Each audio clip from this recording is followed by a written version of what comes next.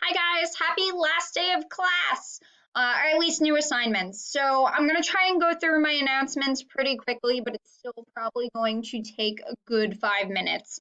There's some really important details I have to share with you.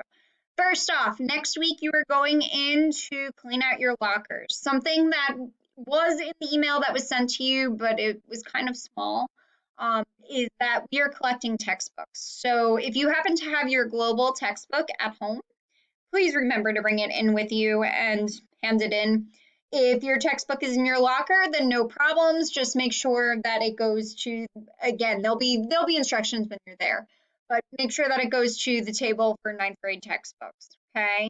That way we don't have to bother you next year for your textbook or over the summer. Okay. Next piece. Okay. While today is the last assignment, next week you are still able to turn in missing assignments. It is super important that you do so. Okay. You do need a 60 or higher in order to pass. If you have a less than a 60 for the quarter, you are going to get an incomplete and you are going to have to do additional work next year to make up the work that you missed here. It is so much easier to do these small assignments than it is to actually do the work next year. So please, I don't want to have to give anybody an incomplete. Make sure that you are doing your work and turning it in. Okay. If you need help, I am here. This isn't a classroom. I can't see your face. I can't see if you are struggling. So you need to reach out to me if you have issues. Um, with that, when you do reach out, I will always answer emails. Okay. If I haven't responded to it, it means that I haven't seen your email. Likewise, if you email me at 10 o'clock at night, and quite frankly, if you email me from about 6 o'clock on, there's a really good chance I won't see you I won't see the email until the next day. 6 o'clock, I tend to make dinner, and at that point, I'm winding down and not checking my email. Or occasionally I will, but it's not all the time. I do need breaks from actually checking email and being a teacher. So not, I don't want to discourage you from emailing them. That's fine, but you have to be reasonable in your expectations. Um, I'm not going to respond to you at 10 o'clock at night. I can't change your grade, or I can, but I'm not going to change your grade at 11 o'clock at night because I haven't seen your email, nor am I going to look for it. I'm probably asleep at that point. So if you do email, just be aware of it. Please don't demand that I change things immediately. I will change it the next morning when I see your email. And again, I will confirm with you that I have seen your email and that I'm working on it or have already changed your grade. I'm really good with answering emails, so just keep them coming if you need help in any way. I am also going to keep doing Zoom. I don't want to call them classes because they're not, but Zoom meetings. Um, I have one today, Wednesday at 9:30 a.m. There will be one Friday at 9:30 a.m. I will try and do next week as well, Monday, Wednesday, and Friday, all at 9:30 a.m. That way, if you need help, I'm there. If you want to just say hello and goodbye and celebrate the end of the school year, I'm there for that as well. It would be certainly nice to see your faces at least one last time. I will not be there when you are doing your locker cleanouts. They have to limit how many people are in the building at those times. So those are options for you to seek help, to talk and say goodbye and all of that stuff. Not that I won't see you next year, guys. You certainly can stop by my classroom. I'm not changing classrooms this year, and say hello during the school year. Okay. So Zoom meetings stay, textbooks remember, grades, make sure you're emailing me. Um, that's super important too. I don't know if I talked about this, but I've had a lot of students who aren't emailing me when they submit something, and it is not going to cut it, basically. Um, it is rare that I see your work if you haven't emailed me about it. Those usually happens when I see classmates email me, and then I'm checking for them and I see yours. But especially if you have work from a month ago, I actually have to click into a very weird, it's like an extra 3 steps to get to it in Teams. So I won't know. And Power School is as up to date as I know it to be at this exact moment.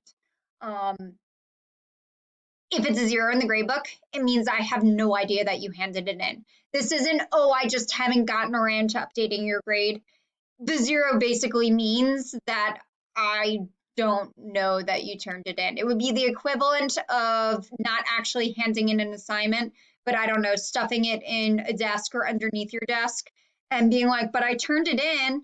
Well, if you didn't actually hand it in to me, if you didn't actually email me, I have no idea that you did it. So check PowerSchool, make sure that's accurate. If something doesn't look right, or if you handed in something and it shows that 0, email me, let me know, and I'll fix it. Okay. So if you have any questions about grading or anything else, again, email, reach out, get back to me. All right, so let's talk about what you're going to be doing today. Today is the second and final day of Africa's Road to Democracy, where you're going to be taking a look at basically what is the current conditions in Africa and whether or not we should be optimistic about Africa's future. Okay, so let me get this up and running. All right, so you're going to be exploring perhaps my favorite website this entire school year. Okay, it's Freedom House. I've embedded the link directly into the document, and I'll show you that in a second and how to use that website. You are choosing 4 countries from the list below, okay, and filling out this chart. For each category, you have to provide evidence that the country is either democratic or evidence that it is not democratic. You have to do 4 of them. Your choices are, and they must be on this list, okay? So if it doesn't appear on this list, you can't do it, okay? I want to make sure that's super clear. These are your choices of countries. You may not do one that is not on that list. All right, your choices are Cameroon, Cote d'Ivoire, or Ivory Coast if you prefer, Ethiopia, Ghana, Tanzania, Uganda, or Zimbabwe. Again, you're picking 4 out of that list. Each will go into that first column, okay? Next, you are finding examples, okay? So political rights. These are things dealing with how the government runs. So this is your ability to vote for somebody. It is your ability to participate in the government. It is your ability to affect laws, okay? It has to do with politics. You're looking for examples of either positive or negative things, okay? And then civil liberties, okay? So with civil liberties, these are your basic rights. Your right to freedom of speech, your right to protest, your right to a trial if you're accused of something, your right to, be defended in a court case. Anything that are your basic rights that affect your day-to-day life would be civil liberties, okay? Again, depending on your country, these are going to be positive things or negative things, okay? And then once you fill out that chart, there's one last section, and please be aware of it, because if you don't answer this question, I'm definitely taking off points. You are making a prediction, okay? Will Africa become more or less democratic in the years ahead, and why? So basically, do you think that Africa has an optimistic future and it will one day be a democracy? The many countries that make it up will be democratic like the United States? Or do you think that there's a pessimistic future for Africa, that their history is so negative that they will not be able to overcome this and they will continue to have their democratic rights taken from them? There is no right or wrong answer, but you do have to explain it. That why is super important. Why do you think what you think? Okay. All right, let me just show you how to use the Freedom House website. So if you click on the link, and I'm a few steps ahead here. Sorry about that. So when you click on the link, it'll actually bring you to this website. You'll see a map of the world. Okay, it is really neat to kind of look at. Basically, this gives a report card for every single country in the world on how democratic they are. There is a key here. So if it's green, it's completely free. It's considered a democracy. If it's partly free, that means that they have some elements of democracy, but not all. If it's not free, meaning they are not democratic in the least, it's purple. And you will notice that most of Africa is actually in the purple section. Okay, now, in order to do this, you have to know a bit of geography. In fact, please don't email me telling me that you don't know where Cameroon is or one of those other countries. You have to figure it out. Go online, figure out where it is. If you're looking for Zimbabwe, for example, you have to know what's in the southern section of Africa. And if you email me, where is this country? I'm going to tell you to go to Google because that'll be so much easier than me actually giving you a roundabout answer in words of where the country is. Okay. So you're going to click on the country. We'll use Zimbabwe as an example, and this is fine. Again, this is a report card. Out of 100, Zimbabwe scores a 29. So if you want to go like, that's pretty much failing, although it is in that intermediate section, which is kind of interesting, right? So this gives you political rights and civil liberties, their score, okay? It looks like their civil liberties are a little bit less, right? So you want to click on view report, okay? So you go ahead and click on that. And this is where it gives you a breakdown of all of the elements that make up that score. Okay, they give you an overview. Now, most of this is going to be from 2019, even though the score itself is from 2020, because it's going to be giving you evidence of why it was scored like that. Okay, and this is where you're pulling examples. You need at least one each for political rights and one for civil liberties for each country you choose. Okay, let's take this example. In January, the government announced a 150% increase in fuel prices. So gas, like what you fill up your car with, was much, much more expensive. There were mass protests against the country's worsening economic situation soon followed, and the police and military responded with deadly gunfire, arrests, torture of detainees, and a week-long internet shutdown. Okay? Now, what this is describing are civil liberties, right? How can we tell? It says mass protests.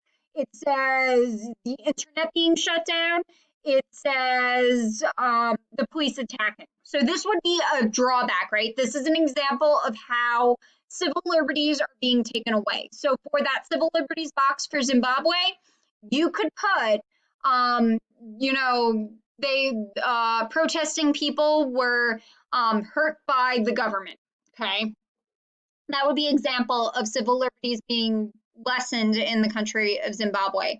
And you'd have to go on. So I'm going to ask that if you use this example for Zimbabwe, you also find another civil liberties example since I've done this with you.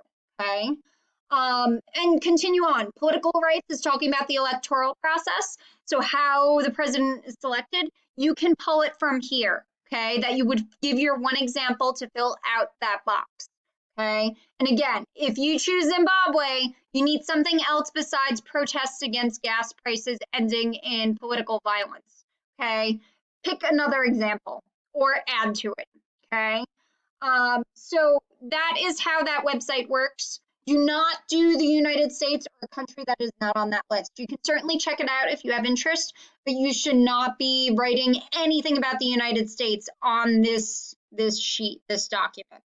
I've had that happen in the past. Just don't do it. I'm not going to give you credit for it. Okay. If you have questions, reach out. You're almost there. We're almost all set, and we'll just about be ready for the fall, hopefully, to get back into school and hopefully see your faces again. Okay, Zoom meetings are around. Look for posts. And again, if you have questions, reach out to me. I can't help you if I don't know you need help. Okay.